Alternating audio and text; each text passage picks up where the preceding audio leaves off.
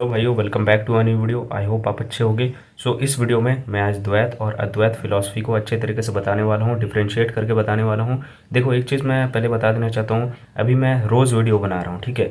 और ये जो टॉपिक है ना, ये बहुत इंपॉर्टेंट टॉपिक है। इस पर बात करना भी अभी के टाइम पर बहुत ज़रूरी है। तो इस पर मैं उतना भी अच्छे तरीके से प्रिपेयर नहीं हूँ कि यार मैं ऐसे ही बोल दूँ। जैसे मैं आज जो चीज़ करने वाला हूँ, मतलब मैंने रिसर्च भी किया है, ठीक है। एआई वगैरह में भी मतलब मैंने रिसर्च किया है, ये सब चीज़ तो अच्छे तरीके से मतलब मैं बताने वाला हूँ। आई होप आप लोगों को दिख नहीं रहा होगा, शायद दिख रहा होगा। तो ये चीज़ मैं अच्छे तरीके से आप लोगों के सामने थोड़ा अच्छे तरीके से क्लियर होकर बताऊँगा। और कुछ कुछ जो जेन्युइन सवाल होते हैं ना, उन सारी चीज़ों को, और मतलब उन सारी चीज़ों को भी मैं यहाँ पर रखने वाला हूँ, क्योंकि ये सवालों के जवाब भी मैंने जानने का प्रयत्न किया ही है। और जो जवाब मिला मैं आपके सामने रखता हूँ। तो सबसे पहले हम बात करते हैं द्वैत फिलॉसफी के बारे में। तो द्वैत जो फिलॉसफी है, सबसे पहले जो द्वैत का मतलब ये क्या है। द्वैत मतलब दो, द्वैत का मतलब ही हो दो।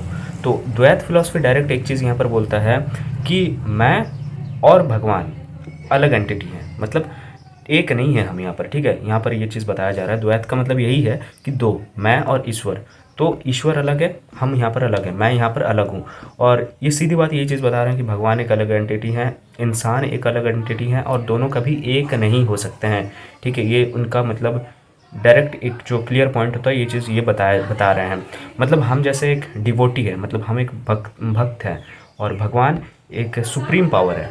तो रिलेशन हम लोगों का हमारे बीच में होगा कि भक्ति का होगा, ठीक है। जैसे बहुत सारे लोग भक्ति मार्ग पे चलते हैं, भक्ति करते हैं बहुत ज़्यादा।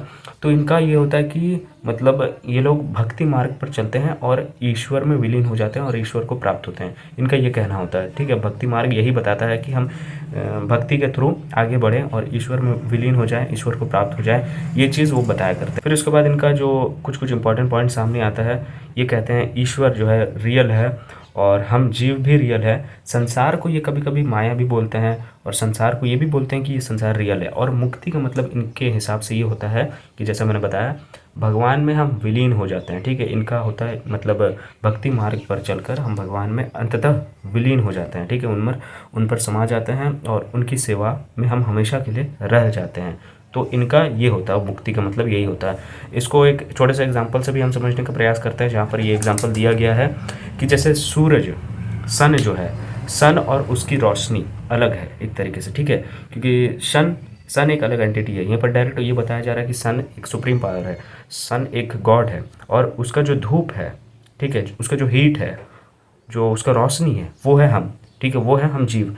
तो डायरेक्ट यहाँ पर ये बताया जा रहा है कि सूरज और उसकी रोशनी एक नहीं हो सकती, ठीक है, एक हो ही नहीं सकती, अलग अलग है। तो उसी तरह ये बताया जा रहा है कि भगवान से हम जुड़े हैं पर भगवान नहीं हो सकते, हम भगवान के हम दास ही रहेंगे।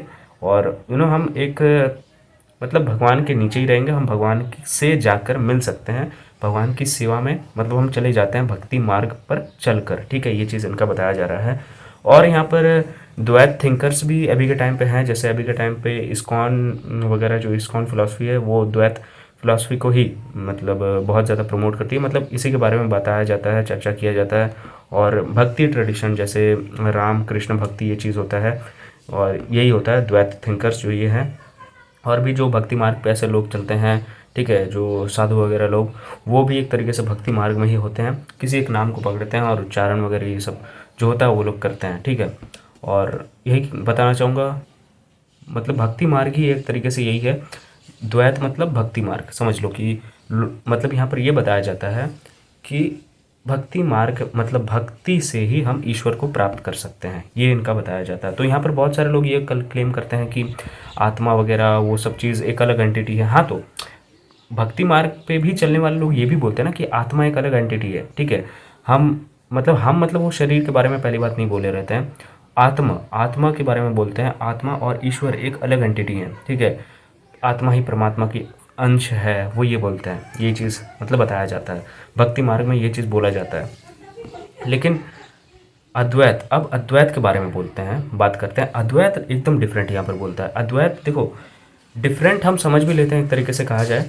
अद्वैत का मतलब यहाँ होता है दो नहीं, सिर्फ एक। जैसे द्वैत, द्वैत मतलब ही तो सीधा सा बात, दो शब्द आ रहा है तो द्वैत हम बोलते हैं। यहाँ पर अद्वैत है, मतलब अद्वैत मतलब दो नहीं सिर्फ एक, इसी को कहा जाता है अद्वैत।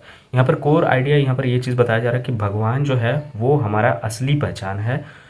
जो अलग दिख रहा है वो इग्नोरेंस है सिर्फ, ठीक है, हमारा अविद्या है जो हमें नहीं दिख रहा है, ठीक है, वही चीज़ ये बताया जा रहा है। और यहाँ पर फेमस लाइन यहाँ पर होता है निकल के सामने आता है कि हम ब्रह्मास्मि, मैं ही ब्रह्म हूँ।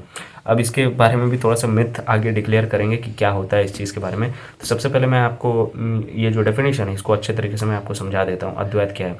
अद्वैत के यहाँ पर मेन पॉइंट्स ये होते हैं कि सिर्फ ब्रह्म ही रियल है, जीव और ईश्वर अलग नहीं है, और दुनिया जो है ये टेम्परेरी अपीयरेंस है, जो चीज़ मैं हमेशा बोलता भी हूँ, टेम्परेरी अपीयरेंस है, पूरा सत्य नहीं है।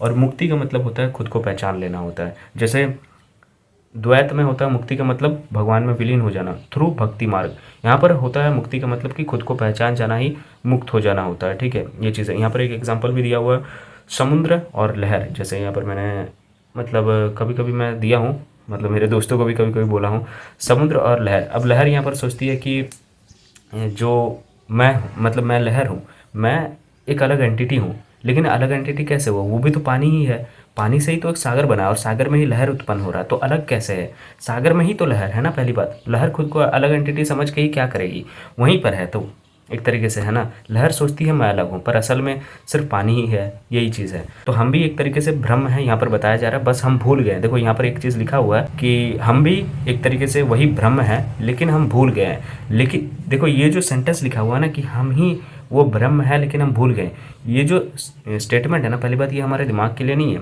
अगर हम वो दिमाग से अगर सोचने लगेंगे अरे हम ब्रह्म है, वो चीज़ नहीं है, वो हमारे लिए ही है एक तरीके से, हम भूले नहीं है, क्योंकि वो हमारे दिमाग में पहली बात आ ही नहीं सकता, वही हम है, वो प्रेजेंट है, थॉट वहाँ तक पहुँच नहीं सकता, वो है, मतलब वो रियल है, वो है, हमेशा हमारे साथ है, वो है, बस देखने की देर है, बस ये बताया जाता है, ठीक है।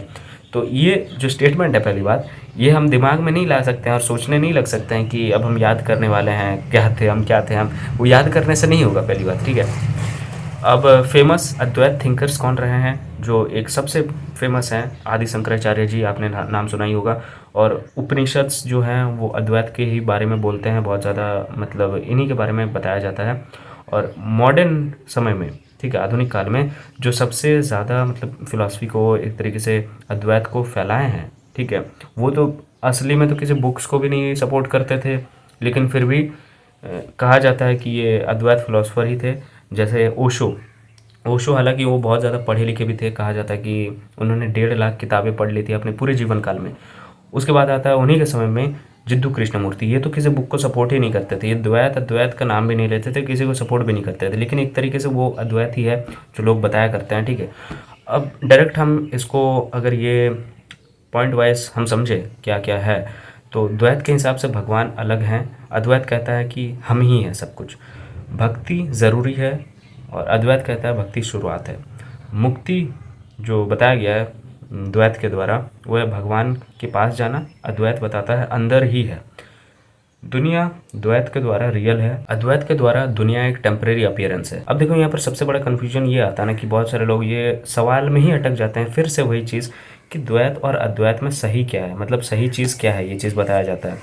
तो सच ये है कि दोनों अलग लेवल पर हैं, अलग अलग हैं, फाइट नहीं हो सकता इन सारी चीज़ों पर, ठीक है। द्वैत बताता है रिलेशनशिप का सत्य और अद्वैत बताता है यहाँ पर रियलिटी का सत्य। ऑफ कोर्स इस चीज़ में अगर आप सोचोगे भी तो द्वैत वही चीज़ बता रहा है कि हम और ईश्वर अलग हैं, और अद्वैत बताता है कि तुम ही सब कुछ हो। देखो भक्ति मार्ग पर चलकर भी मतलब बहुत सारे लोग बोलते हैं कुछ कुछ मार्ग होते हैं, 4 मार्ग होते हैं, ऐसे बहुत सारे लोग बताते हैं, ठीक है। जैसे भक्ति मार्ग पे बात करते हैं, जो मोस्ट फेमस जो हमने सुना है अभी के टाइम पे, मीराबाई के बारे में बहुत ज़्यादा बताया गया है, उनके मतलब उनका तारीफ़ रमन महर्षि ने भी, मतलब मैंने कहीं ना कहीं सुना है, किया था।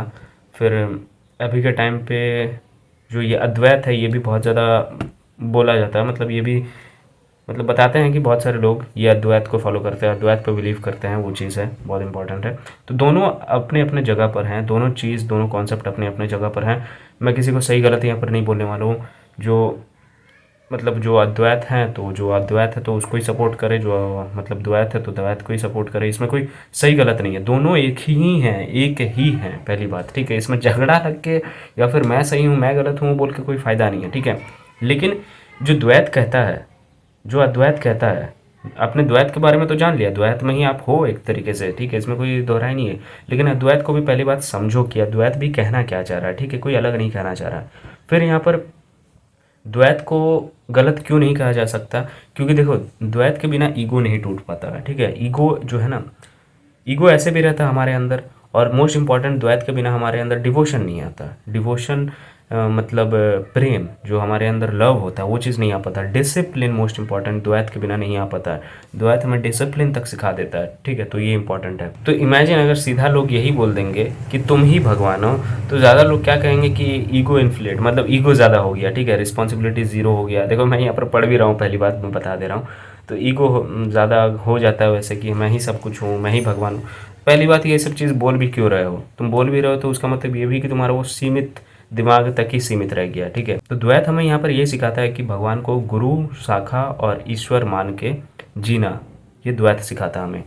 अद्वैत यहाँ पर थोड़ा सा अलग बात करता है, थोड़ा सा पावरफुल है, एक तरीके से कह सकते हो।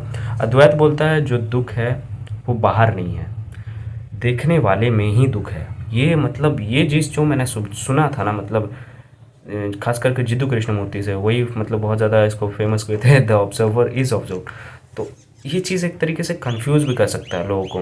ये सुनने में जितना अच्छा लगता है, लेकिन जीने में बहुत ज़्यादा कठिन है, ये एक तरीके से कह सकते हो। अद्वैत में रोने का बहाना नहीं है भाई, भगवान को ब्लेम हम नहीं कर सकते हैं, सोसाइटी का कोई दोष नहीं है, सिर्फ एक सवाल, मैं कौन हूँ? यहाँ पर ये डायरेक्ट ये चीज़ बताया गया है। अब देखो, अद्वैत का सबसे बड़ा मिसयूज़ यहाँ पर लोग ये कहते हैं ना कि सब माया है, मैं ही ब्रह्म हूँ, ये चीज़ बोलते रहते हैं, मैं ही भगवान हूँ, ये चीज़ बहुत सारे लोग यहाँ पर मिसयूज़ भी करते रहते हैं, बताते रहते हैं। लेकिन वही लोग आप देखोगे कि वही लोग गुस्सा भी करते हैं, वही लोग लालच भी है, वही लोग के अंदर डर भी रहता है, वही लोगों के अंदर है। फिर ये चीज़ बाद में बोलते हैं कि मैं ही भगवान हूँ, मैं ही ब्रह्म हूँ, ये सब। ये असली में अद्वैत नहीं है, ये एक तरीके से हमारे अंदर का स्पिरिचुअल ईगो ही है। अब देखो, ये जो वर्ड है सब कुछ माया है, ये चीज़ मतलब बोलने में थोड़ा सा गलती भी है एक तरीके से। क्योंकि हम अगर इस चीज़ को बोल रहे हैं, मतलब बहुत ज़्यादा बोल रहे हैं ये चीज़ कि ये माया है, ये इल्यूजन है, अगर हम ये चीज़ बोल रहे हैं, तो बात सिर्फ सेंटेंस का नहीं है, यूज़ करने का तरीका में भी है ये चीज़। गलती वहाँ पर होता है कि लोग इस सेंटेंस को बोलने लग जाते हैं, तो मतलब इससे बचने की कोशिश करते हैं, इसलिए इस सेंटेंस को यूज़ करते हैं कि सब माया है, सब इल्यूजन है, सब मिथ्या है, ये चीज़ बोलने की कोशिश करते हैं। जैसे असल में होता क्या है कि हमें पैसा कमाना मुश्किल लगता है, खुद का लाइफ चौपट हुआ रहता है, खुद का लाइफ सुधर नहीं पाता, डिसिप्लिन नहीं बन रहा है, रिलेशन टूट जाता है, तो फिर वहीं पर दोष देने लगते हैं, ये सब चीज़ माया है, ये सब चीज़ इल्यूजन है। लेकिन गलती तो तुम में ही है ना, तुम डिसिप्लिन नहीं हो पाए, तुम अपने लाइफ को नहीं बना पा रहे, तुमने रिलेशन को अच्छे से मेंटेन नहीं कर पाया, तुम खुद को नहीं जान पाए। तो उस पर अगर तुम ये बोलोगे कि यार ये सब चीज़ माया है, तो उसमें तो गलती तो तुम्हारी ही है भाई। तो ये ज्ञान कहाँ से हो गया? ये तो एक तरीके से भागना हो गया ना, कि मैं भाग रहा हूँ किसी चीज़ के पीछे, मैं डायरेक्ट बोल रहा हूँ कि ये सब माया है। असली में मैंने डिसिप्लिन को तो बना नहीं पाया, डिसिप्लिन अडॉप्ट मैंने नहीं कर पाया, अब मैं बोल रहा हूँ कि ये सब चीज़ माया है। तो गलती तो मेरे में ही है, मैं भाग रहा हूँ कहीं ना कहीं एक तरीके से। जो चीज़ समझी नहीं जा सकती है उसको माया कहकर एक्सकेप कर देना, ये स्पिरिचुअलिटी नहीं सिखाता है। स्पिरिचुअलिटी, अध्यात्म ये सिखाता है कि समझो, अपने तुम्हारा जो अज्ञान है उसको ज्ञान का चादर चढ़ा दो, मतलब ज्ञान दे दो उसको, दैट्स इट। वो अज्ञान ही है। जब ज्ञान हो जाता है तो उसके बाद भागने का तो सवाल ही नहीं है ना भाई। ज्ञान हो जाए उसके बाद तो सब कुछ रखा है तुम्हारे सामने। एक एग्जांपल भी दिया गया है, जैसे माया बोलकर दुख को डिनाई करना है। जैसे यहाँ पर बहुत सारे लोग ये बोलते हैं ना कि दुख दुख लग रहा है, पर मैं दुख को डिनाई कर रहा हूँ, मुझे कोई फ़र्क नहीं पड़ रहा है, ये सब कुछ माया है। लेकिन रियलिटी में फ़र्क पड़ रहा है, लेकिन देखने की हिम्मत नहीं हो रही भाई साहब। अद्वैत बोलता है कि तुम ब्रह्म हो, लेकिन लोग समझते हैं कि कुछ करने की ज़रूरत नहीं, सब माया है, सब मिथ्या है। रिजल्ट क्या होता है? काम नहीं होता, मेहनत नहीं होता, ग्रोथ नहीं होता। तो इस माया का वर्ड जब भी यूज़ होता है ना, तो ज़्यादातर हम ईगो को बचाने के लिए ही इस माया वर्ड का यूज़ करते हैं। जैसे जब हमसे कोई पूछे कि तुम बहुत ज़्यादा गुस्सा हो रहे हो, तुम्हारे अंदर गुस्सा है, तो तुम वहाँ पर सामने से जवाब देते हो कि नहीं, गुस्सा इल्यूजन है, गुस्सा मैं बिलीव नहीं करता हूँ। तो तुम समझ रहे हो तुम यहाँ पर क्या कर रहे हो? तुम एक तरीके से गुस्सा को सेल्फ इंक्वायरी नहीं कर रहे हो, गुस्सा को देख नहीं रहे हो, तुम सेल्फ डिफेंस कर रहे हो, ठीक है? तुम बचना चाह रहे हो। किस तरीके से बचना चाह रहे हो? थॉट्स के बेसिस पर बचना चाह रहे हो कि गुस्सा इल्यूजन है वगैरह वगैरह, ये सब चीज़ तुम पहले ही बिलीव कर चुके हो कि ये सब चीज़ इल्यूजन है, तो तुम देख थोड़ी ना पाओगे। मोस्ट इंपॉर्टेंट है देखना, इस चीज़ को डिफेंस नहीं करना, देखना। तो सही में माया वर्ड का मतलब क्या होता है? माया वर्ड का मतलब ये नहीं होता कि दुख से भागो, इमोशन से भागो, फियर से भागो, काम छोड़ दो, दुनिया झूठी है, ये चीज़ बोलने लग जाओ। नहीं, माया का मतलब ये नहीं है। माया का मतलब ये है जो दिख रहा है वो आधा सच है, इस पर चिपको मत, ठीक है? ये जो भी चीज़ है ये टेम्पररी अपीयरेंस है, ये चीज़ मोस्ट इंपॉर्टेंट है। यहाँ पर एक बहुत अच्छा सेंटेंस दिया है, मैं आपको बता रहा हूँ। करेक्ट वे टू यूज़, मतलब करेक्ट वे टू से ये सब माया है, सिर्फ तब जब तुम देख रहे हो। यहाँ पर डायरेक्ट ये चीज़ बताया गया है। एस्केप नहीं कर रहे हो, रिस्पॉन्सिबिलिटी के साथ जी रहे हो। पावरफुल लाइन ये लिखा है यहाँ पर, माया का मतलब छोड़ना नहीं होता, माया का मतलब चिपकना छोड़ना होता है। तो यहाँ पर सवाल ये आता है ना कि हम देखें कैसे इस माया को, पहचाने कैसे। तो देखो, माया को पहली बात हटाया नहीं जाता, माया तो माया है भाई, इसको हटाया नहीं जाता। लेकिन हम जब इस माया को, इस इल्यूजन को देख लेते हैं, तब इसका जो प्रभाव होता है ना वो गिर जाता है, धीरे धीरे टूटने लगता है। ठीक है, ये चीज़ होता है। जैसे सामने क्या हो रहा है, तुम्हारे आंखों के सामने क्या हो रहा है वो चीज़ मत पूछो, तुम्हारे अंदर क्या हो रहा है वो चीज़ पूछो। अब मान लो तुम्हें किसी ने इंसल्ट कर दिया, तो तुम्हारा नॉर्मल रिएक्शन क्या होगा, यार वो कितना गुस्सैल आदमी है, यार वो गलत है, वो गलत इंसान है। ठीक है, तुम्हारे अंदर एक गुस्सा पनपेगा, तुम उसको क्रिटिसाइज करने में सबसे ज़्यादा ध्यान लगाओगे। लेकिन वहाँ पर अगर तुम खुद को देख लोगे कि कौन है जो खुद को बोल रहा है, मतलब दूसरों को बोल रहा है कि मेरे अंदर क्या ऐसा हुआ। तो मानो एग्जांपल से तुम खुद सोचो कि अगर तुम्हें किसी ने इंसल्ट कर दिया, तुम सोचो भाई, सोचो यहाँ पर तुम्हारे अंदर क्या ऐसा हो गया कि तुम उसके लिए 2 लाइन निकाल दिए कि वो इंसान गलत है, वो इंसान मूर्ख है, वो इंसान कुछ जानता नहीं है, इसीलिए मुझे ऐसा गाली दिया या इसीलिए मुझे ऐसा बोला। सोचो वो कुछ शब्दों से तुम्हारे अंदर के किस चीज़ को इतना ज़्यादा भड़का दिया कि तुम्हें वो चीज़ बोलना पड़ रहा है।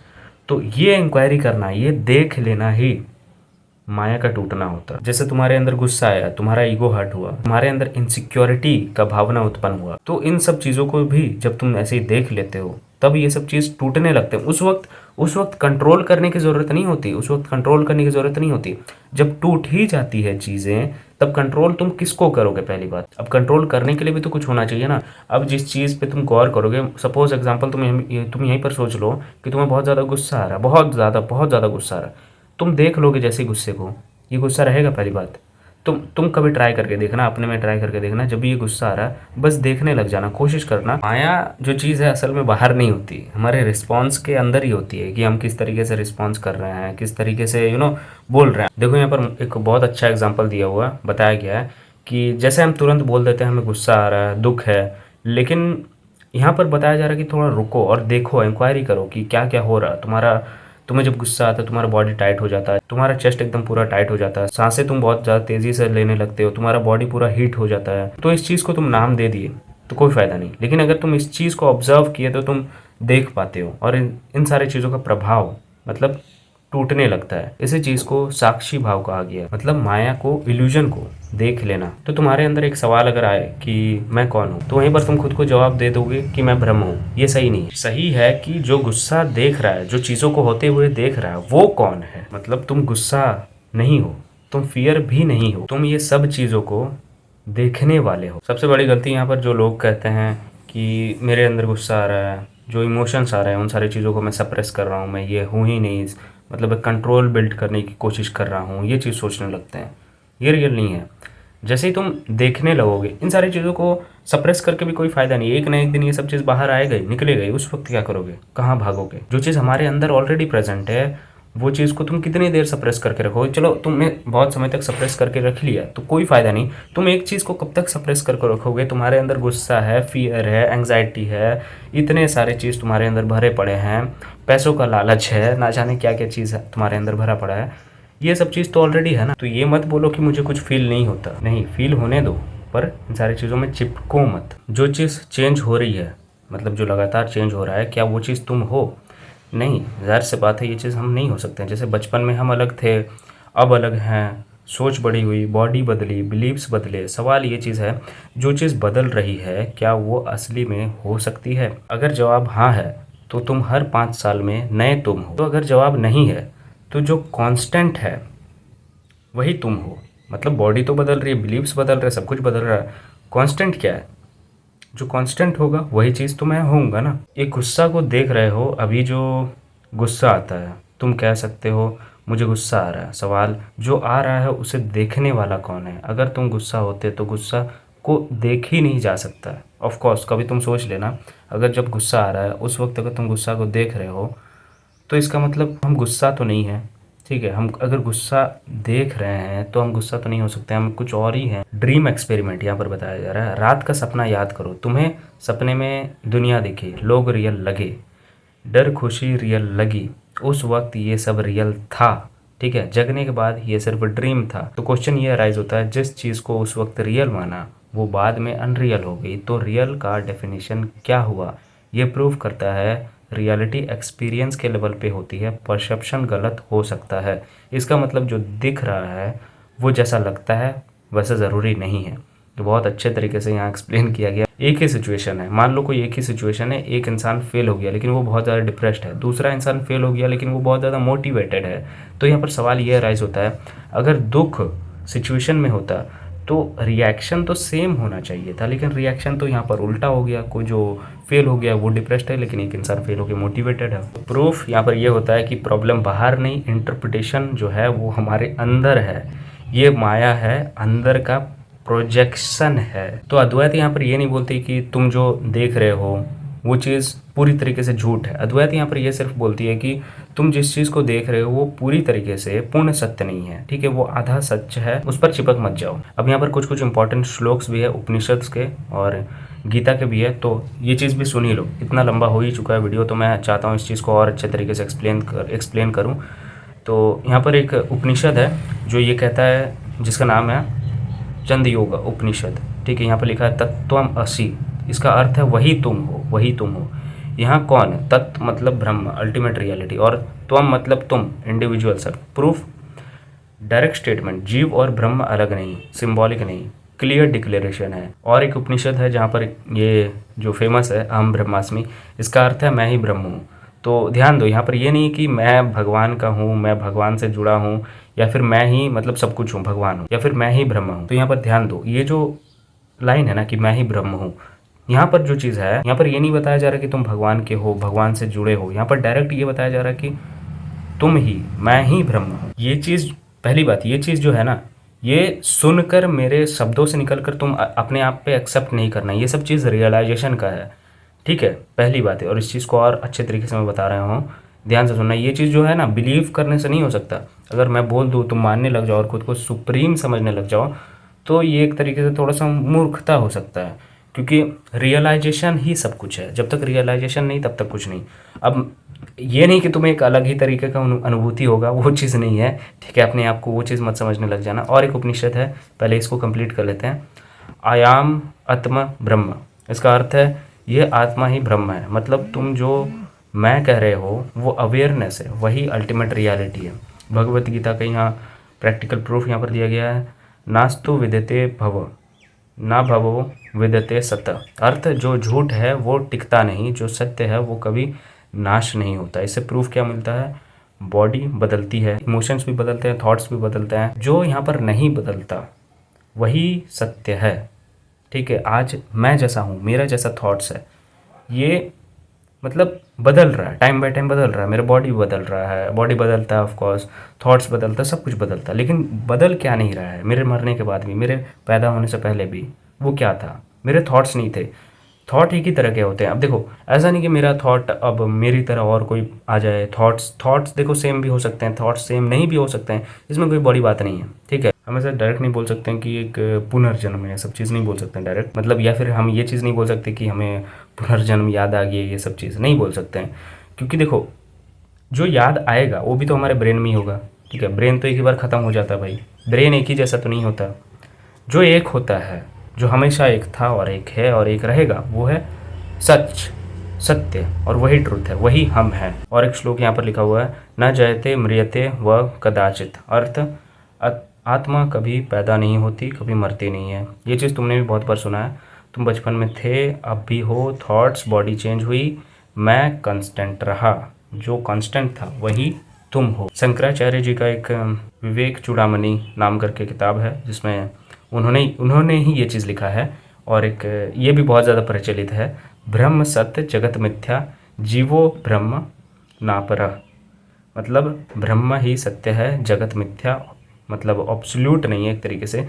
जीव और ब्रह्म अलग नहीं है। मतलब यहाँ पर ये बताया जा रहा है कि मिथ्या is equal to dependent reality. मतलब जो मिथ्या है वो झूठ नहीं है, ये एक तरीके से डिपेंडेंट रियलिटी है जिस पर हम जी रहे हैं। और यहाँ पर एक उपनिषद ये है जो लिखा है, यहाँ पर लिखा गया है, माया तू प्रकृति विधान, मायानी तू महेश्वरन। मतलब प्रकृति को माया समझो और उसके परे जो जानता है वही ईश्वर है। और एक चीज़ जो उपनिषद कहते हैं वो ये कि जो लिखा जा रहा है, मतलब उपनिषद में वो पहले ही बोलते हैं कि सुनो नहीं, देखो, पहले डिस्क्रिमिनेट करो, मान मत लो। डायरेक्ट बोलते हैं मान मत लो, इसीलिए उपनिषदों को श्रुति कहा गया है, मतलब जो सुनी नहीं जाती, देखी जा सकती है। ऑफ कोर्स यही चीज़ है। सो आई होप आप लोगों को कुछ ना कुछ समझ आया होगा। वीडियो बहुत ज़्यादा लंबा हो चुका है। सो इस वीडियो को बनाने का मतलब मेन मोटिव यही था कि इसके बारे में आप लोगों को थोड़ा सा बताया जाए, अवेयर किया जाए, जो मोस्ट इंपॉर्टेंट है। सो वीडियो को मैं यहीं पर एंड करना चाहूँगा। आई होप आप लोगों को अच्छा लगा। Thanks for watching. और कोचिंग कॉल अगर बुक करना है सो डिस्क्रिप्शन ज़रूर चेक करना।